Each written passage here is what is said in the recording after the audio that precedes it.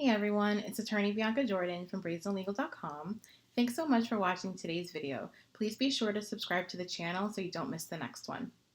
Today's video is about traveling while your green card application is still pending.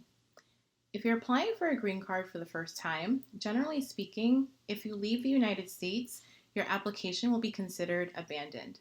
You need to obtain a travel document before you can leave the United States.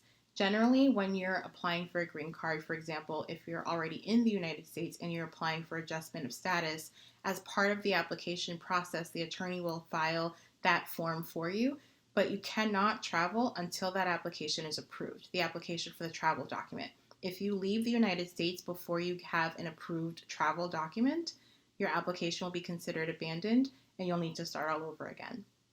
Similarly, if you are applying to renew or replace your green card, you can travel while this application is pending, but you'll need your passport to be stamped. So as part of the process to renew your green card, whether it's been lost or stolen, or if you're just asking for it to be renewed because it's expired, as part of that process, you will be given a biometrics appointment where they will go and take your pictures and run your fingerprints.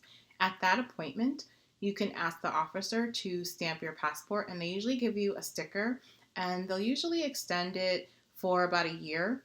And this is something that you don't have to feel afraid to ask. It's very common. It happens all the time. I usually advise my clients to ask for this if they think that they might need to travel. And it's a reasonable request because the current processing times for green card renewals or replacements is about 10 to 12 months right now. So it's not unreasonable to think that you might need to leave the United States before you get your physical green card in the mail.